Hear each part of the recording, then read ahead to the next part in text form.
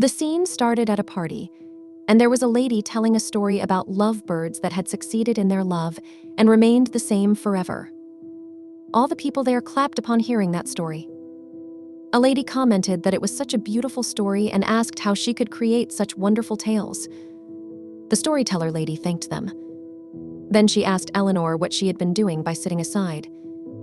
Just then, she saw that Eleanor was writing something and commented that it was certain that Eleanor was taking notes on the story of that lady which she used in her own story.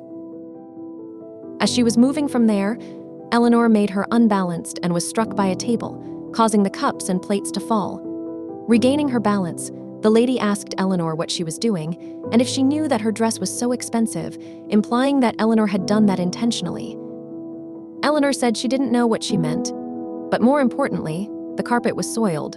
So what should they do? The lady asked not to change the topic and mentioned that the servants would come to clean up all that. Just then, a servant came and asked if she was all right and said he would clean that up. As he knelt down to clean up, Eleanor simply handed him a handkerchief and asked to let her help as well. Some other men came and told Eleanor not to do such things and that they would take care of everything there. Eleanor commented on how gentlemanly they were, which made them all embarrassed. Then Eleanor apologized to everyone, saying that the content of her story that day was meant only for ladies, so she would have to see the men later at the evening banquet. They all agreed to that and said they would look forward to meeting her at the banquet. Then Eleanor proceeded to tell the story and revealed the contents of the paper the Lady Salante was so interested in. When they accidentally broke a teacup and only one person rushed to help, it proved that they were unqualified to speak publicly about love and relationships. Some other girls laughed at the lady who had told the story earlier. That lady spoke up, saying she knew that Eleanor had intentionally broken the cup and tricked her. Eleanor said that sometimes it was the simple things that spoke the loudest. The lady felt embarrassed. Then Eleanor said to let her tell them all a real story. Just then, Graham called her and said she had performed wonderfully, noting that not even one of Lady Salante's books had been sold that day. Eleanor agreed and said that Graham understood what she meant. She could only get so far by imitating someone so poorly.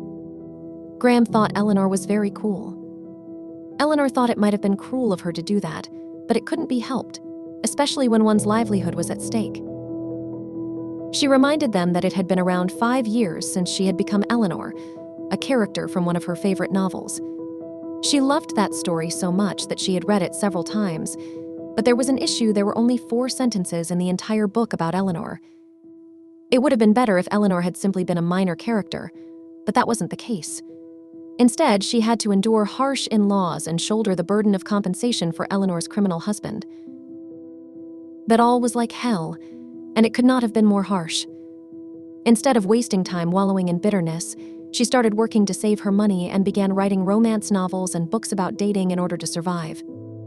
Her books were an unprecedented hit, and some ladies took it upon themselves to imitate her writing, but none could reach the heights of Eleanor.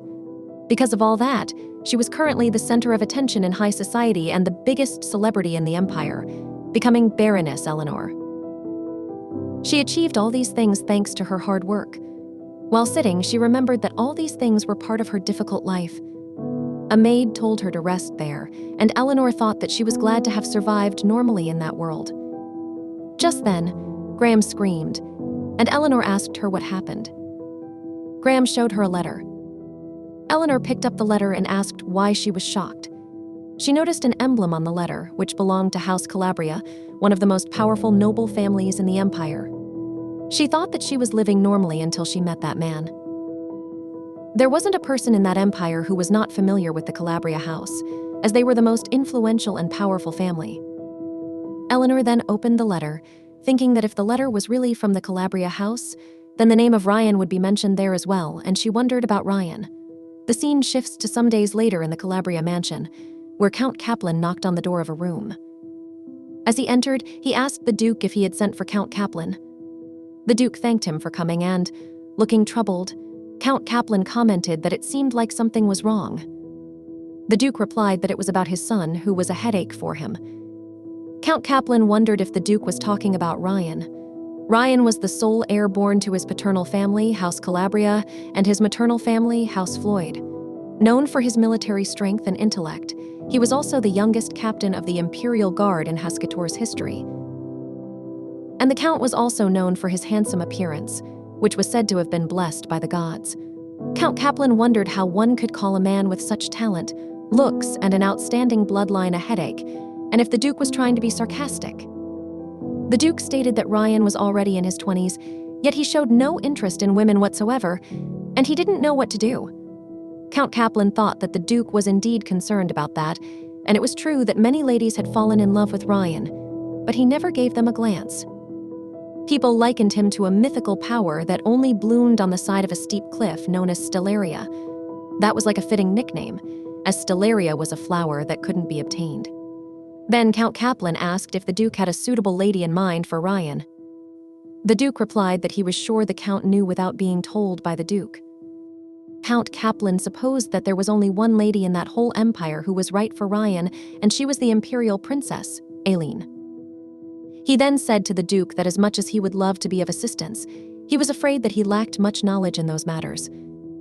However, he was sure that the Duke had heard of that before. When it came to political advice, one should go to Viscount Wellington if there were financial problems, one should ask Count Johnson, and if their household was cursed, Priestess Mihail was the one to seek. As for relationship dilemmas, it was best to consult with Eleanor. The Duke asked Count Kaplan if he thought Ryan would listen to what that gossip had to say. Count Kaplan replied that it would be up to her ability to convince him, but there was no way to know unless they tried. Eleanor was reading the letter and thought that in the original story, the Duke hired a relationship expert for Ryan, who had no interest in women. So Eleanor supposed that it made sense for him to send such a request to her. Still, she didn't think that she would end up meeting the male lead from the story like that, and she didn't believe it was necessary for them to ask for her help. The lead female character of that story was Aileen, and she really loved Ryan. However, Ryan wasn't interested in her. Nevertheless, Aileen soon devised a plan and tricked him into believing that they had spent the night together. Ryan was a man with a strong sense of responsibility, so when he saw the princess next to him in bed the next morning, he decided to propose to her. Maybe Eleanor should have turned down that request, since then they would have gotten along together, even if Eleanor didn't help them. Eleanor then thought to wait and see if she played her cards right. That would bring profit to her. And Ryan would eventually propose to Aileen regardless of what Eleanor did, so she had to kill time by making it seem like she was giving him dating advice and rake in the profits. After that, she would become even more famous as the woman who gave Ryan the love advice. And if Eleanor published a novel on Ryan and Aileen's love story, changing their names slightly. She realized that the book would sell like hotcakes, and she could already hear her purse filling with coins. By that, she would truly become rich. Those two characters were also among the highest-ranking people in the whole empire. Even though she was a baroness, she held a low status among the nobility, so it would be a once-in-a-lifetime opportunity to meet such powerful people. Besides that, Eleanor also wanted to see how handsome Ryan was. Thinking about all that, she came to the balcony and continued thinking that romance wasn't in the cards for her. She had distanced herself from men when she decided to be single, knowing that getting remarried to some marginal aristocrat would only ruin the life she had created on her own. But she was sure that it wouldn't hurt to get a peek into the love lives of their two characters. After that, Eleanor got to writing and thought it was an honor to receive such a request. She would come there if they decided on the time and date. As she arrived, Count Kaplan told her to make sure that it seemed like a coincidence. She replied not to worry about that. Count Kaplan warned that if Ryan suspected anything, there would be a problem. She assured him that she understood completely. Count Kaplan warned her that she might get thrown out before she could even utter an excuse. She replied that if that happened, she supposed that he would never find out who she really was. Count Kaplan thought that she seemed totally unfazed. She thought that she understood his concerns, but at that rate, he was going to wear her out before she even got started. After that, Count Kaplan took her to Ryan's private study room. Eleanor commented that she could see what Ryan's preferences were by looking around. She then took a book and said that it would be a prime example. Count Kaplan asked if that was just a lucky guess. Eleanor smiled and replied that she made sure to research her clients thoroughly. She thought that was what she said, but she had read that story so many times that she knew everything about its main lead. She knew all his favorite and hated things, his personality, and even his future. Then Count Kaplan told her that he would leave everything to her. She decided to pass the time by reading something while waiting for him. She sat down, opened a book, and started reading. Eleanor thought that since Aileen and Ryan would end up together anyway, she just needed to act as if that was all her doing. She noticed Ryan entering the room. Eleanor looked at his platinum blonde hair that looked like it was made from stars, his clear violet eyes and chiseled jawline, confirming that he was Ryan. She reminded herself that she had met her share of famous people, but she had never seen anyone as unrealistically handsome as that boy.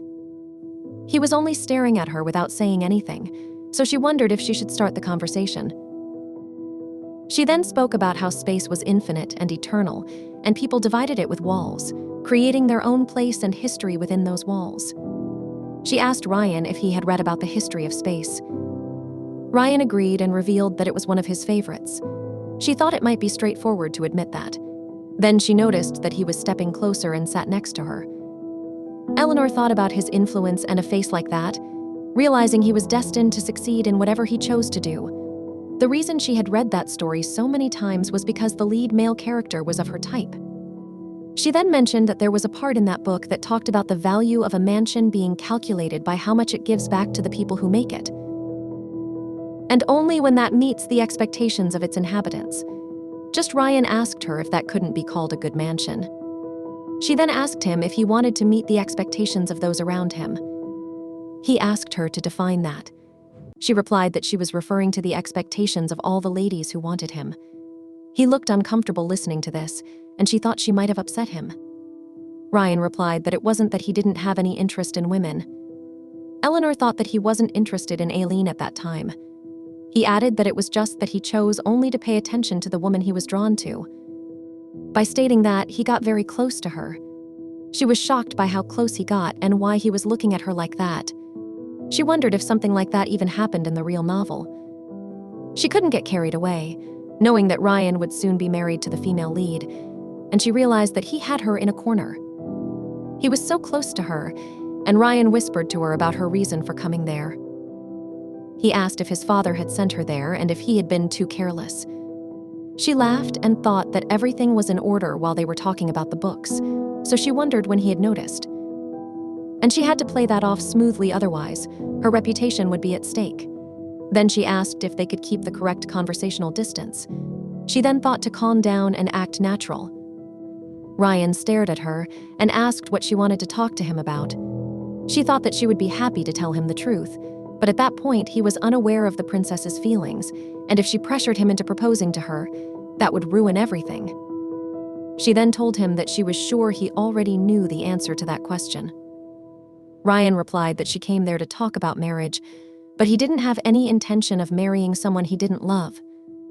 She stated that at the beginning, that might be strange, but once he started living with that person and engaging in all the things, he would eventually love that person. She thought that she was spouting nonsense. Ryan asked if that was so and if she really believed that the more they touched someone, the more they would come to like them. He agreed and thought that she couldn't tell him that it wasn't the case. Ryan replied that he was a soldier and, in different words, he didn't believe in theories that he hadn't tested. Eleanor thought that she blurted out the first thing that came to mind, but it seemed like he was going to make her actually prove what she had said.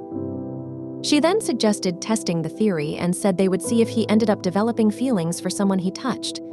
She thought that Ryan's personality wouldn't allow him to accept that type of challenge, so she was sure that he would refuse. But surprisingly, Ryan agreed with the idea. Eleanor froze upon hearing that and wondered if he had agreed and if he was really going to see if he would fall in love with a woman he touched and if he had to go that far. Wasn't he the Stellaria, the flower on the cliff that no one could reach? She then commented that it was a shame that he didn't have a suitable partner to test that on, otherwise they could have tried that just. Ryan told her that there was one. Eleanor thought that he wasn't suggesting that they bring in another person, but if that's not what he was talking about. Then she asked if he was talking about her. Ryan answered that it would be most interesting for the person presenting the theory to prove that. She stated that it wouldn't be a good idea. As Ryan asked her the reason for that, she replied that it would be inconvenient if he were to fall in love with her. Just as he laughed to hear that, she questioned him if his laughter meant that there wasn't any chance of that happening. Ryan replied that it was hard to say and that he wasn't familiar with something like love. She wondered if he was saying that she suggested such things, and then she said that she didn't mind proving that theory to him. She thought that he had heard she was naive, so he would back down if she came off too strongly. Being confident, she said that if he agreed to that, just as he got close to her and agreed. She felt something different in the atmosphere and wondered why there was a sort of tension in the air. Then she stated that if that's the case, he should just put his hand back himself. She thought that they were totally alone there, and if she made sure he couldn't move, nothing serious would happen. She stated that she was so skilled in that, so it would be troublesome if he were to lose his control. After that, she took his hand back and tied it there. Ryan asked her if she had used that method. She replied that she hadn't done that. She thought that she could only do that because it was Ryan, and she didn't even want to think about doing that to anyone else. Eleanor commented that she hadn't seen any gentleman who was as skeptical and particular as he was. But she supposed that it made him a special one. She felt like Ryan was so confident before, but currently he seemed so nervous. She then took off his scarf and closed his eyes with it. He asked if he wasn't allowed to see that. She agreed and said that it was one of the rules. She thought that it was because she was afraid she wouldn't be able to move at all if she kept looking into his eyes. Haskeitor, the youngest captain of the Imperial Guard and the Empire's most handsome man, was sitting in front of her. She wondered what she should do with him. She then opened his shirt and thought that his collarbone was chiseled, his chest well-formed, and his abs flawless and rock-hard. She found his shyness adorable. Ryan asked her if that was really a part of testing her theory. She got startled and agreed with that. Ryan commented that it didn't seem like they were touching each other. She replied that it was because she didn't want to unite him. He wondered if she didn't have to. She replied that she wanted to come closer to him. She wondered if that was fine since they were alone in the room, and he was unable to move anyway. But getting close shouldn't be a problem. As she got closer, Ryan also came close. She thought that she couldn't do that. He asked her if she had ever been taken captive before. As she excused herself, Ryan got away from the cloth, tying his hand, and made her lie on the floor. He said that soldiers like him were trained to escape from their restraints in case they were taken prisoner. He also took off the cloth covering his eyes.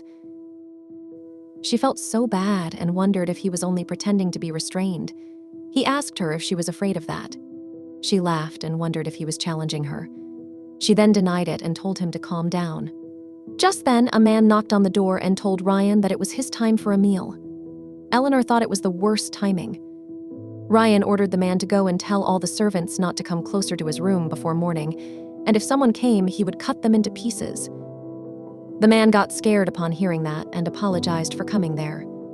As he left, Ryan told Eleanor that his bedroom was next to the door there. She was shocked to know how he knew her name.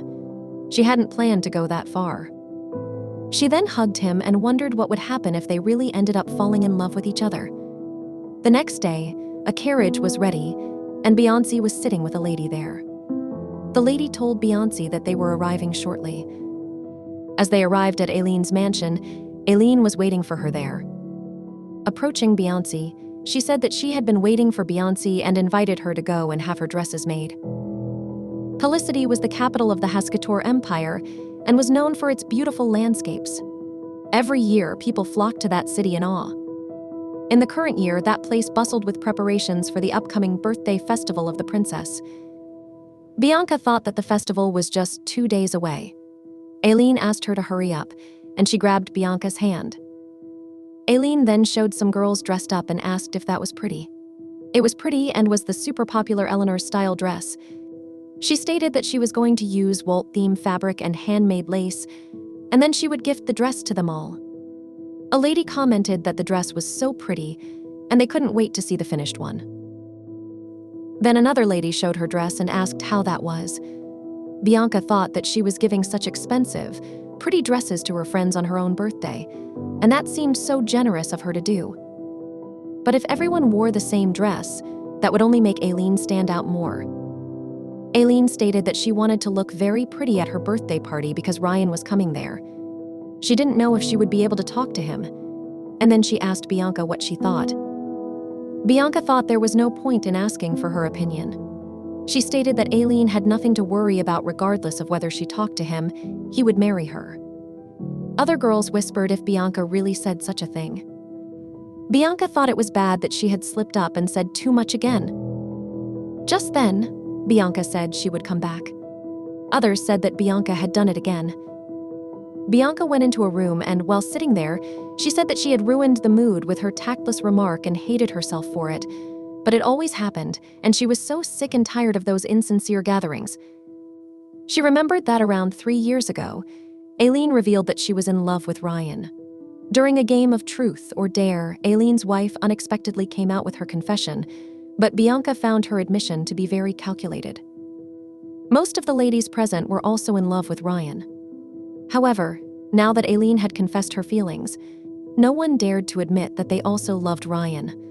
All the ladies gathered there were potential brides for Count Ryan.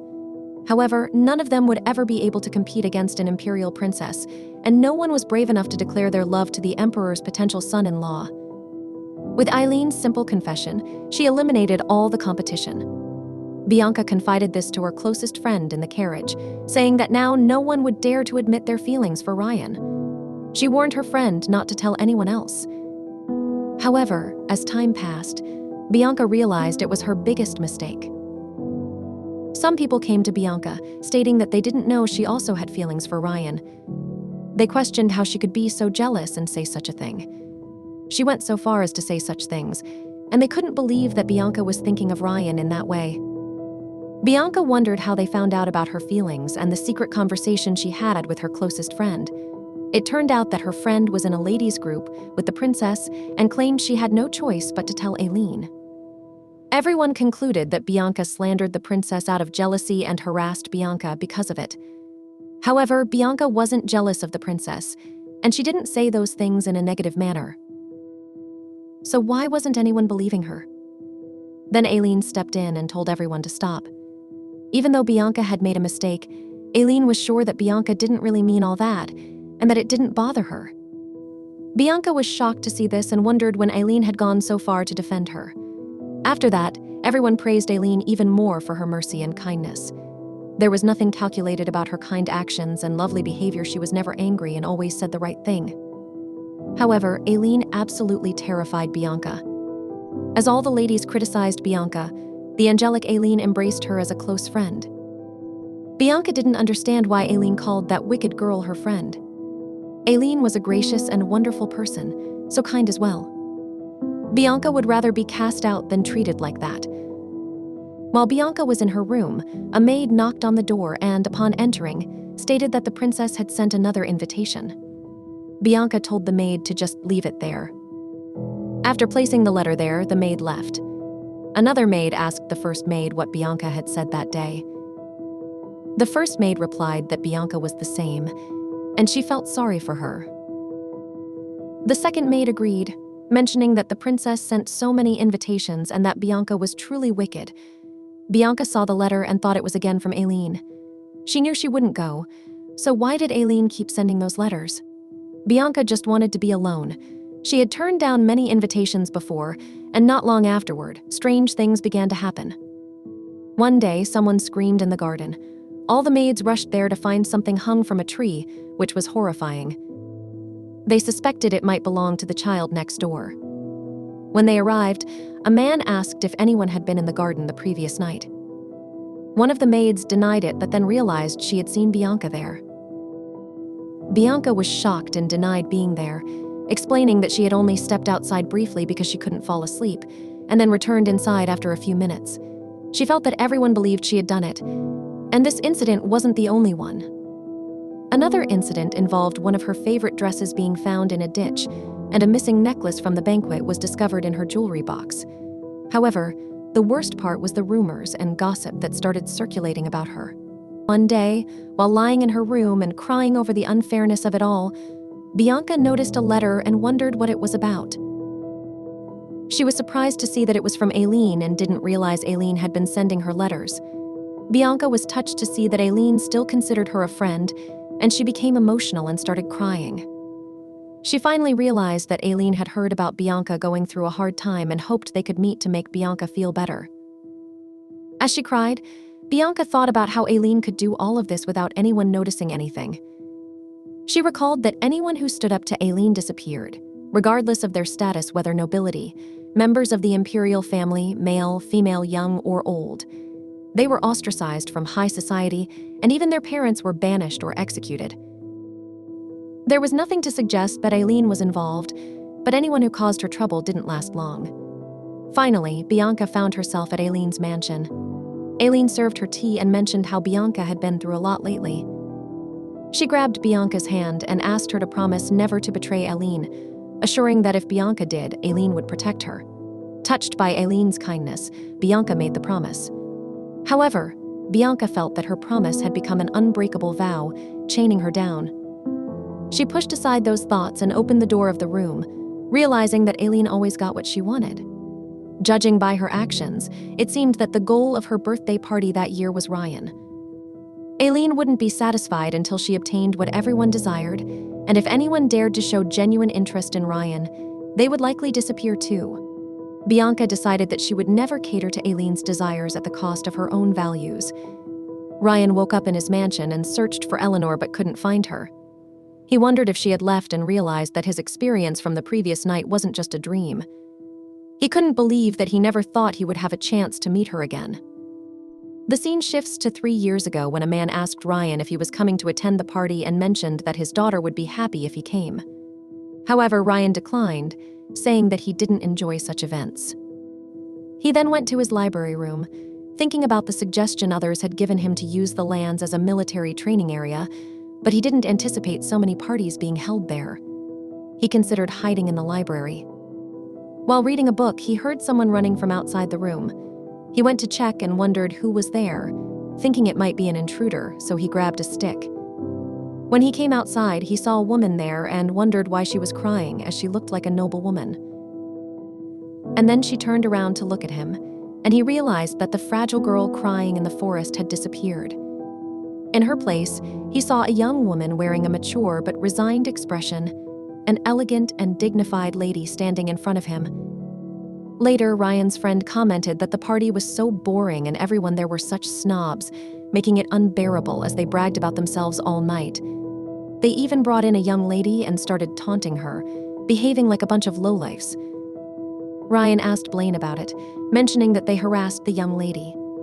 Blaine agreed and revealed that the lady was a baroness who was originally a commoner and a teenager whose husband had died in prison.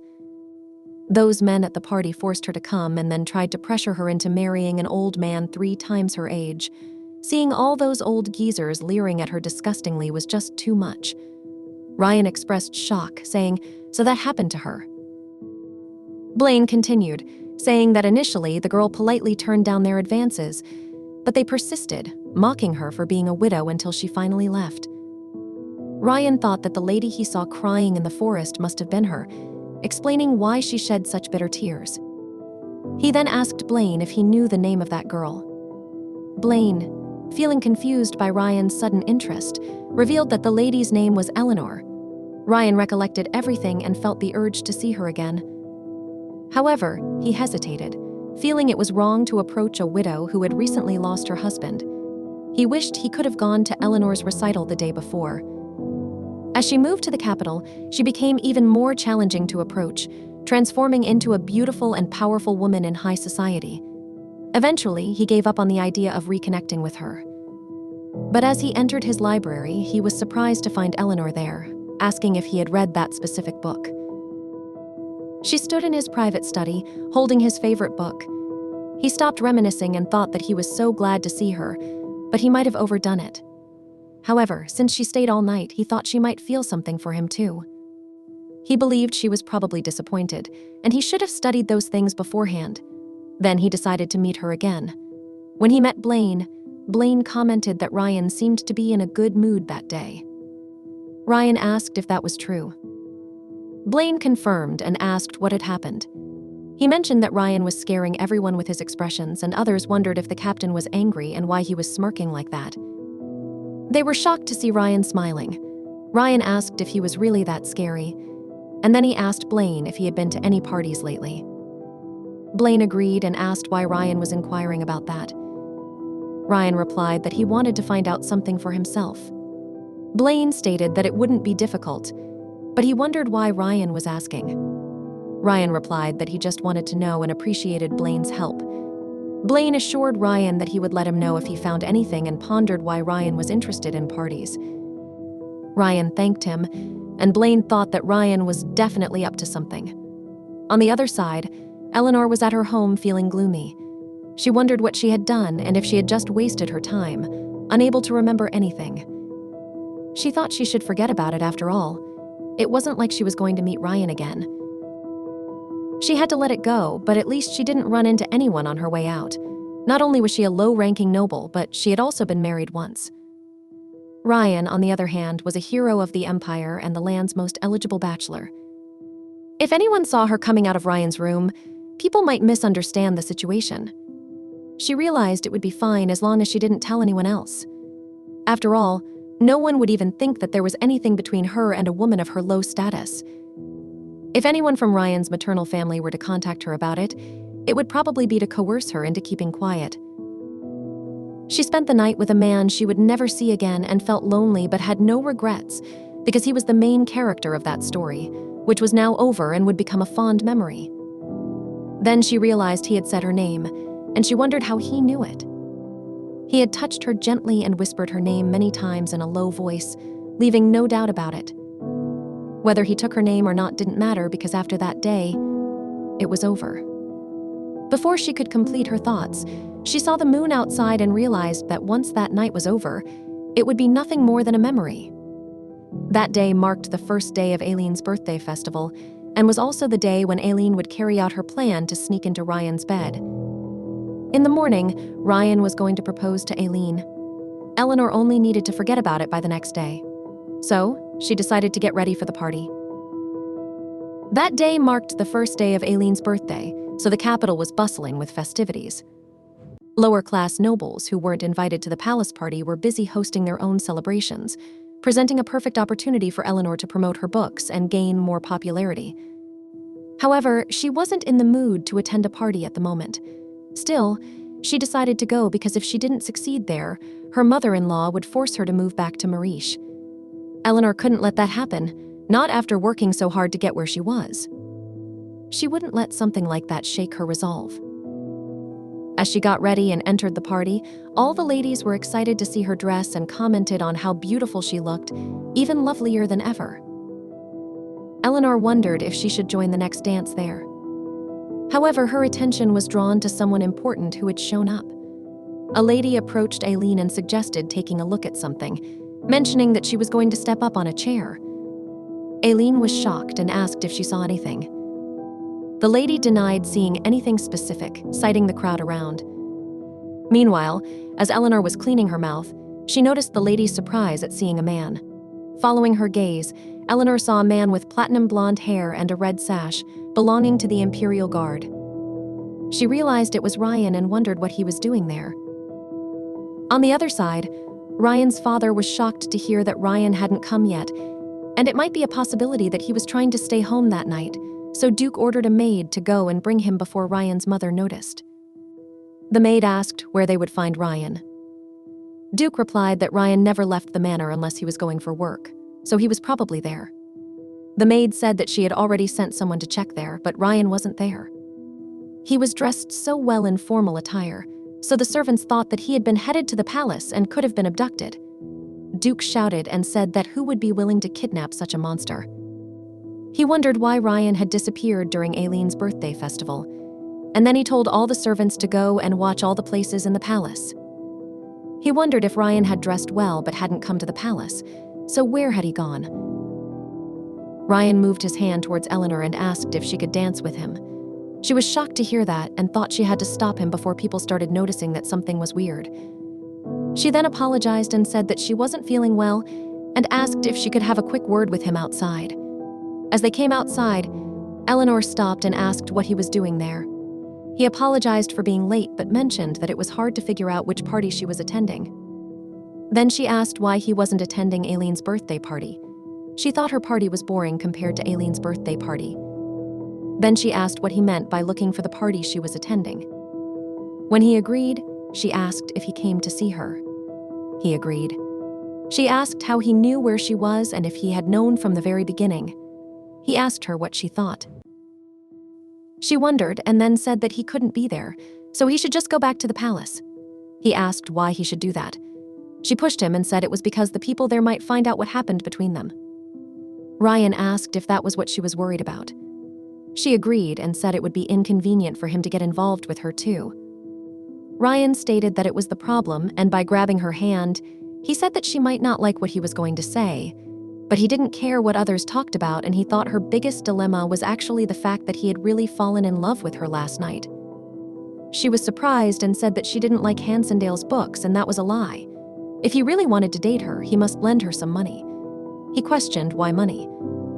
She thought the trick was working and stated that she liked to spend money lavishly and also had the habit of flirting with men. She was planning to run off with all his money last night but failed to do so. She thought that Ryan was a man whom Aileen liked, and if Duke found out that Eleanor was getting in the way, he would definitely make her disappear from there. So, no matter what, she had to make Ryan go back to the palace. Ryan apologized to her and said that he currently didn't have any money. She thought it looked like he had come to his senses, and she felt relaxed and slightly disappointed at the same time, but that it was for the best. Ryan asked if she wanted him to go back. She decided not to lose focus and then agreed with that. Ryan asked if everything would be fine if he came back with money. Eleanor's mind went blank to hear that, and she thought that the main lead of that story was so strong and intelligent. He was also the eligible bachelor of the Empire and a high-ranking nobleman, so how could he be such a pushover? Ryan continued that he had enough back at her manor to buy a whole new wardrobe. She asked what he was saying and what he would do if she cheated him with all the money. Ryan replied not to worry, and even if he became penniless, he could always resort to thieving for her. She reminded that a teacher asked Henry to just tell her what happened in the 549th year of the Empire. Henry agreed and said that the Empire's greatest knight had become a degenerate thief because of his lover's greed for extravagance. Eleanor thought that she couldn't let that happen. And what was that future Archduke saying? Ryan told her that he would be more than happy to buy her all the dresses and jewels she wanted and would also like to see her wearing the beautiful things himself. She asked if he was being sincere. He pondered and said that honestly, he would be more interested in seeing her take those dresses off. She became embarrassed and said that she wasn't interested in gifts with that kind of motive. He touched her cheeks and commented that he knew she wasn't that kind of woman, and no matter how hard she tried to push him away, he was going to endure that. She could say whatever she wanted to him because he was more than ready. She wondered what she should do. As she began to say something, some people at the party talked that those people who had just arrived were Duke Calabria's troops. Ryan and Eleanor heard that as well, and Ryan asked her to excuse him. He then lifted her up and started to leave. She asked where he was taking her. Ryan replied that they needed to get out of there. She asked what good that would do and insisted that Ryan had to get back with those people. He simply refused. They then saw a carriage there, and Eleanor asked if he had already planned that before. He agreed, and then she asked if he was telling her to obey that, and if he was being too selfish. Ryan bowed in front of her and apologized for being selfish, but he wanted to be with her for that night. She asked why it had to be that night. He replied that it was an important night for him and then asked her if she really didn't have any feelings for him. Did she truly feel nothing for him after they had spent a night together? Eleanor hesitated to say something. Ryan told her that it was what he wanted to hear. He then grabbed her and got on the carriage, suggesting she hold on tight. She asked him where they were going, and then they sat properly and left from there. As they left, Ryan mentioned that when he was 6 years old, his parents had hired a famous fortune teller to predict his future, and he remembered that she had said when he reached the age of 20, the woman he spent the night with on the night the star Dancheong would become his wife.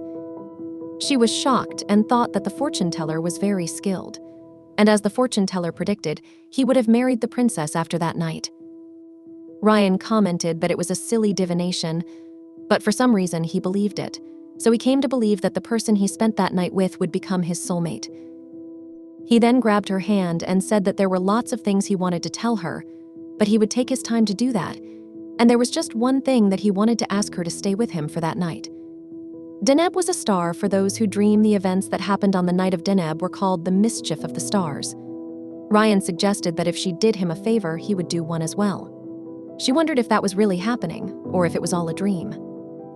Then she asked where they were going. Ryan just smiled and asked if she had heard of La Floyd. It was the most beautiful castle in the empire and a symbol of wealth, belonging to House Floyd, the wealthiest noble family in the empire. They were the sole dukes whose power relied on wealth rather than military strength. The original story described House Calabria in great detail after Ryan's marriage to the princess, but that explained a bit about Ryan's maternal house, which was House Floyd. Eleanor thought that La Floyd was a place only people of the Floyd bloodline could enter. She asked if that was what he meant when he said he wanted to stay with her. He replied that it wasn't his intention, though he would be lying if he said he didn't want to. However, if she didn't want to, he wouldn't do anything. She thought it was dangerous and didn't want to sleep somewhere else, but she wondered if her composure would last. Ryan said that if she couldn't trust him, she could tie him up. As they arrived, she noticed the ribbon and said that it sounded good. Ryan mentioned that she should know that he could easily get out of that. She replied that the ribbon was a symbol, and if she discovered that he had untied it by morning, she would never see him again. Then she suggested they go to bed. Meanwhile, the scene shifted to the party palace of Aileen, where Rowan was having drinks. Minus approached him and advised him to just smile as no one wanted to be around him with such a face. Rowan replied that he didn't care if no one came to him. Minus expressed her dislike for that and questioned why he had come there if he felt that way. Rowan sat in front of her and stated that it didn't matter whether he liked it or not, it was part of his duty. Otherwise, he wouldn't have set foot in that palace. Minus thought that Rowan still hated Duke Calabria, and then she mentioned that she had some interesting news.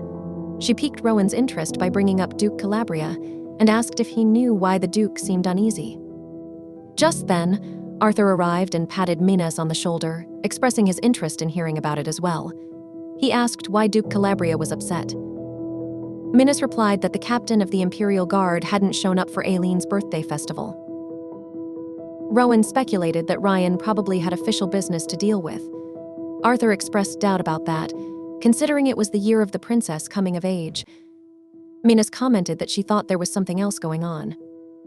Rowan asked if she had any proof, and she suggested calling it a woman's intuition. Rowan said that since Minas's intuition was usually right on the mark, he was sure it would be this time as well. They all pondered on that and continued their discussion. Someone commented that it was a shame the Count was injured on that day of all days. A lady remarked that Princess Aileen might be disappointed as well. Aileen, holding a cup of tea, crushed it in anger with her fingers.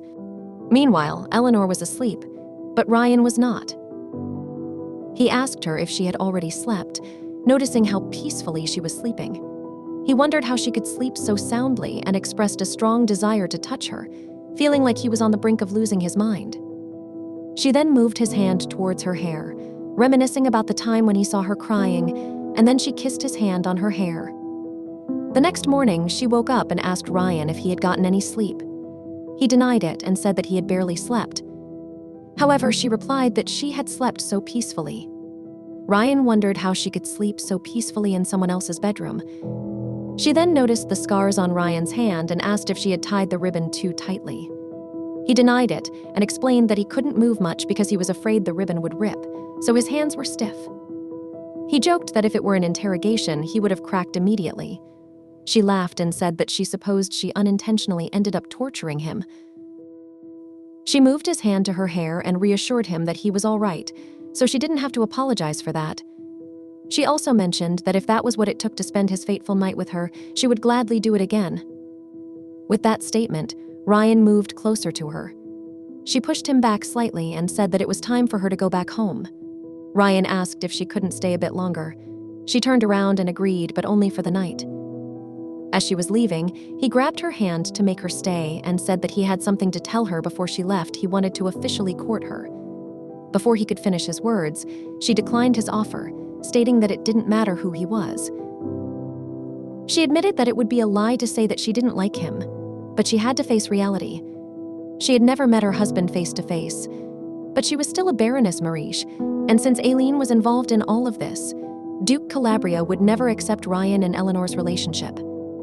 She believed that they would end up hurting each other. Ryan expressed that he thought she cared for him a bit. She looked at him and said that caring wasn't the issue, they had to think practically. Ryan asked if she would never see him again because he couldn't bear that thought. She added that he should have considered saying those things after creating a situation she could accept. She explained that if she entered a relationship with him, she would risk her work and status, and his father might even send troops to find them. Considering all that, she didn't see any future in their relationship and couldn't risk her life for an uncertain future. She then freed her hand from his grip and left. As Ryan arrived at his mansion, Blaine asked him what he was thinking and why he didn't come to the palace. Ryan, while having tea, replied that he had already informed Blaine several days ago that he would be off duty.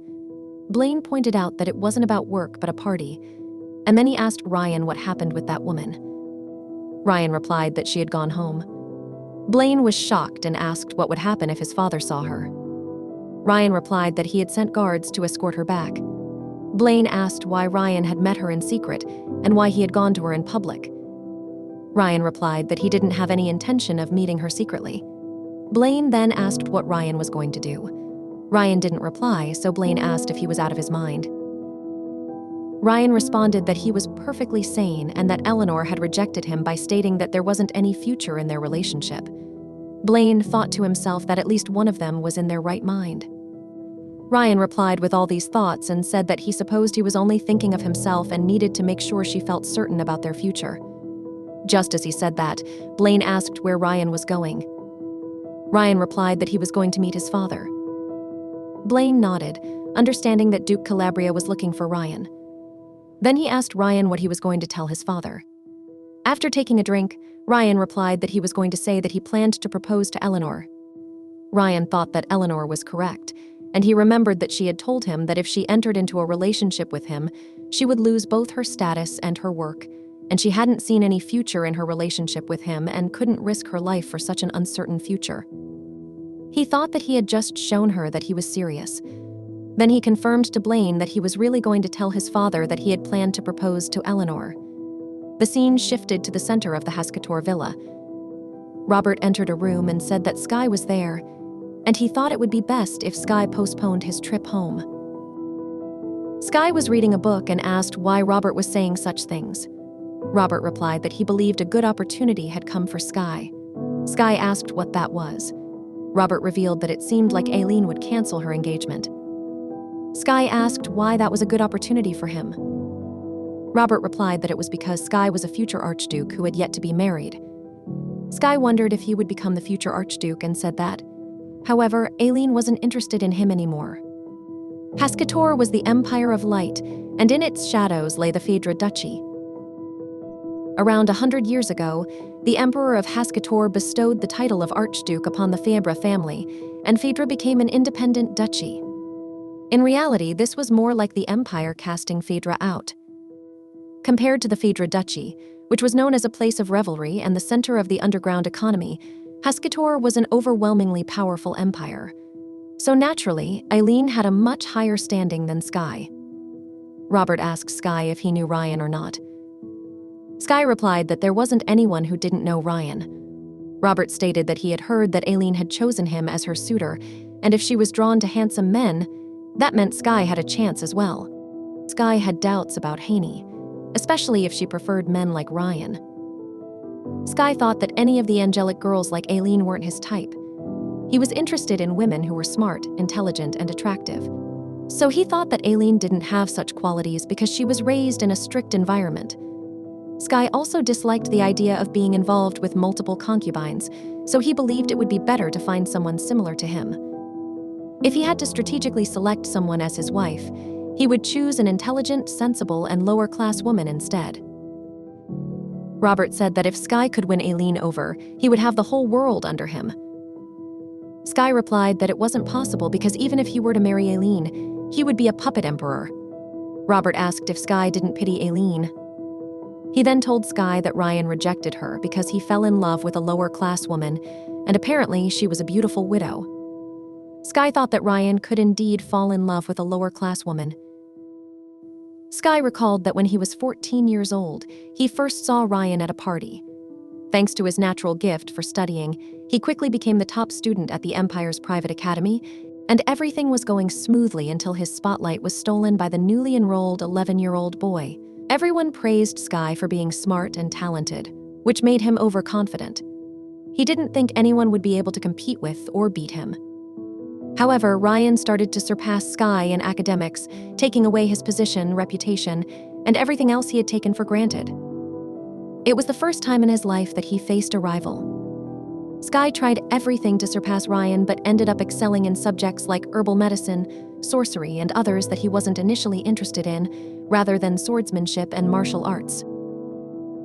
Sky wondered how Ryan felt about losing to him, if he was angry that Sky had taken first place and upset about losing. However, Ryan simply turned away without showing any concern or paying any heed to Sky. He seemed uninterested in anything other than his sword, which was the Ryan that Sky knew. Sky thought that Ryan was now showing interest in another person, a beautiful widow. He then called Jenny and asked her to find out as much information as possible about the woman Count Calabria had fallen for. The scene shifted to Ryan as he informed his father about everything. Duke Calabria was shocked and told Ryan not to talk nonsense about marrying a widow and questioned if he was out of his mind. Ryan replied that he intended to marry that girl. Duke Calabria asked if Ryan thought the Emperor would accept that and what he was thinking. The Duke thought that if he had known such things were going to happen, he would never have called that lady. The scene shifted to before the day of the birthday festival, where the Duke expressed to Aileen that it was his wish for her to marry Ryan. She replied that she doubted that would happen, but if they were ever to be married, it would be because Ryan wanted to fulfill his duty to the Empire or his family, not out of any sense of obligation towards her. She added that it would be a different story if they were to somehow spend the night together, but quickly apologized for her forwardness. Duke Calabria laughed and reassured her that it was fine. He then asked what she would do if Ryan were to accidentally stumble into her chamber. She replied that she wouldn't even dare to hope for something like that. The Duke then joked about having Ryan drugged and placed in the princess's room while he was in a deep sleep. Ryan had a strong sense of responsibility, so when he discovered that he had spent the night in the princess's room, he proposed to her, and Duke had to do that for Ryan's sake. Duke shouted at Ryan that all of the ladies he could have called for were unavailable. A widow and his marriage didn't just involve him. Didn't he realize how much was at stake there? And was he going to tell the Emperor that he was rejecting the proposal of Aileen for a widow? Ryan retorted that it wasn't as if Aileen and he were in a relationship. Duke Calabria told him to stop being ridiculous, and everyone believed that Ryan would marry Aileen. Ryan replied that it wasn't his problem, and he was going to marry a woman whom he loved. Duke Calabria asked if Ryan really thought there weren't any problems, and if Ryan refused to get married to Aileen, that would have dire consequences for House Calabria, and the imperial family might come to view them as a threat. Ryan asked if Duke Calabria was trying to force him into an arranged marriage. Duke Calabria grew defensive and stated that he was not forcing Ryan to marry his mother, but he had never regretted that decision. Ryan pointed out that as soon as he was born, his mother returned to the Floody Duchy and had never come back to the capital. She bore an heir and brought prosperity to both their families, so wasn't that enough? Duke Calabria argued that if word got out, what did Ryan think would happen to that widow? She would most likely be thrown into prison. Ryan replied that as he was the captain of the Imperial Guard, he had the right to grant a pardon, and even the Emperor couldn't revoke that. Duke Calabria countered that he might not be able to lay a finger on Ryan, but Aileen was a noble of lowly origins, and if she were charged with treason, she couldn't be pardoned. The Emperor would do anything for Aileen, and if Ryan disobeyed him, he could be tried for treason. Duke Calabria thought that Ryan must understand how serious the situation was. However, Ryan said that if the Emperor were to do that, he would have to prepare himself for a real rebellion. Despite what Duke Calabria said, he would not be able to dissuade Ryan from that, and by stating that, Ryan got up. Duke Calabria asked him where he was going. Ryan replied that he would return when Duke Calabria changed his opinion on that topic. Duke Calabria tried to stop Ryan, but he couldn't. Then he ordered some people to stop Ryan, but they remained standing. Duke Calabria threw the cup from his table and regretted that he never had to call that lady there, but he found another way. If he couldn't get through to Ryan, he could chase her away. Ryan was only a count, and his domain was far from the capital. He needed the support of House Calabria to maintain that many men in the Imperial Guard, and Duke Calabria would cut all support and make Ryan give in. He would ensure that the woman couldn't step foot into high society ever again. A woman who earns a living from gossip would become nothing once she was an outcast in social circles. Once Ryan saw how pathetic she became, he would come back to his senses. Then Duke Calabria ordered to let all the servants know that they were to keep quiet about what he talked to Ryan in that room. If he heard any word of that outside of those walls, everyone there would pay with their lives. He also told all the nobles that House Calabria would not take part in any party that the widow of Mariche attended.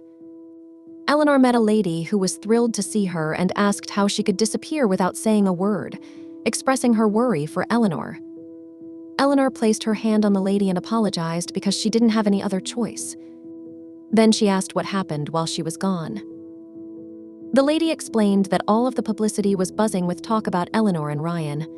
At first, everyone expressed sympathy for Aileen, and Duke Calabria was furious, declaring that they wouldn't attend any party where Eleanor was invited. Eleanor thought that Duke Calabria would refuse to deal with anyone who invited her to a party, and although she expected to see the reputation she had built crumble before her eyes, it was still very discouraging. Eleanor stated that she would shut herself at home for a while and focus on writing a book. The lady asked if she was sure about that. Eleanor explained that there wasn't anything else she could do and that she wouldn't be invited anywhere from that time onward. The lady asked what she meant, as even that morning, Eleanor received a lot of invitations. Eleanor clarified that the lady had mentioned Duke Calabria would sever ties with anyone who invited her. The lady responded that no one was worried about that. Eleanor asked if everyone ignored Duke Calabria's statement. The lady replied that initially they hesitated, but one by one they started inviting Eleanor to parties again. They believed that the Duke couldn't cut ties with all of them at once. Their eagerness to hear her stories outweighed the fear of Duke Calabria. The lady mentioned she saw a letter of invitation from Marquis Leatriel, which was amazing. Eleanor commented that she should get going, and they advised her to strike while the iron was hot. She thought that if she didn't disclose the relationship with Ryan, her life could be at risk. The lady was excited to hear that Eleanor would attend the parties. Eleanor had agreed and said to tell the printer that she would pay double, so to print twice the number of books. The lady had agreed with that. Eleanor thought that as she had rejected Ryan, there wasn't anyone who could protect her, and to protect herself until Aileen and Ryan got married, she must quell the anger of the queen. She guessed risk could become an opportunity, but taking a risk with someone she couldn't be with was enough, and she would have to focus on her work as before and not allow herself to get tangled up with a man ever again. On the other side, Aileen had cut some flowers and thought she had never been so humiliated, and she dared Eleanor to ruin her sari and steal her fiancé as well. And where did someone like that come from? She reminded that all the ladies were only complimenting Eleanor that she was so kind and beautiful and that she was with Ryan. Aileen thought that it was unforgivable. A maid came to her and said that some ladies had come to see her. Even though Aileen was in an angry condition, she smiled and acted normal, stating that she was cutting the flowers for her upcoming party. The maid commented that Aileen was so kind. Aileen asked if Beyoncé had also come. The maid agreed and said that she was waiting for Aileen. Aileen told her to say that she would come there in a while. She thought that even though the flowers were nice, they could only be picked when they bloomed. She just crushed all the flowers and thought that they might be hideous, but she didn't care and could pull them all up and plant them again. And there were still cards in play. On the other side, Adrian approached Beyoncé and asked how she was. She turned back and saw that it was Adrian. Adrian asked her if she was on the way to meet Aileen. Beyoncé felt embarrassed and awkward as well and then asked about him. He replied that he was there on an errand for his father.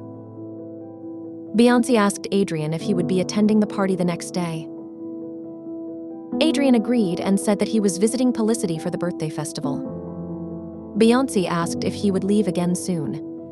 He agreed with that. But Beyoncé seemed sad to hear that. Adrian smiled and told her that he would come back soon and was planning on applying to the Imperial Guard. Then he left from there. Beyoncé thought that Adrian was so kind. She had just met him at the birthday festival, but he didn't hate her or give her a cold look. He even kissed her hand and asked if he could talk to her for a bit. She was so happy to talk to him. She stopped reminiscing and thought it had been a week since they met, but if she could marry Adrian and move to the southern region, she could escape that hellish place. Beyoncé went to Aileen, and Aileen asked her if she brought what she was told to. Beyoncé agreed and showed the poison, which was known as purandarium. As she was giving it to Aileen, Aileen stopped her and asked why Beyoncé was giving her that and what Beyoncé was looking to get in return. Beyoncé froze upon hearing that. Beyoncé knew that Aileen could never do anything evil. Beyoncé said that she was going to return that poison. Aileen asked why she was in such a hurry and suggested that she sit and talk with Aileen for some time. She then grabbed Beyoncé's hand and said that she hadn't gotten proper sleep last night, so she was frustrated and could never do such a thing. But then she thought that a terrible woman like Eleanor needed to learn the error of her ways. Beyoncé wondered if Aileen was talking about Eleanor. Aileen continued that such a person would be punished, like if the poison somehow got mixed into the drink in her glass. Aileen wondered if there exists such a loyal friend who would do something like that without knowing, just to make Aileen happy. Beyoncé didn't seem fine to hear that and thought that it was beyond simple bullying, like mixing dirty water and perfume or breaking a chair's leg that was clearly murder. She thought that she didn't want to do that. Then Aileen said that she noticed Beyoncé had made a new friend. Beyoncé asked what Aileen was saying. Aileen replied that it seemed like someone from a distant land had become Beyoncé's friend, and if Beyoncé found a new and better friend than Aileen, Aileen would be disappointed as well. So she might even wish for that person to disappear. She then got close to Beyoncé and said that she would remain her best friend, and the bottle Beyoncé had and the things Beyoncé would do were all secrets. She then touched the sign made on Beyoncé's hand and thanked Beyoncé, saying that she would count on Beyoncé and was so glad. Beyoncé, while riding in the carriage, looked at the sign and thought that it was the sign of silence. That sign served as an agreement between two people, and when one touched that seal, any secret told couldn't be divulged. The seal was invisible to other people, so Beyoncé couldn't ask for help from someone else. She started crying and thought that she didn't want to do bad things anymore, but if she didn't comply, Aileen would kill Adrian as she had threatened. Even Beyoncé's parents didn't believe her, so she had to do it alone, and no matter what, she had to save Adrian's life. Thank you for watching our video. If you like our romance manhwa recaps, please consider subscribing to the channel. You can also watch a similar romance manhwa story by clicking on this video right here.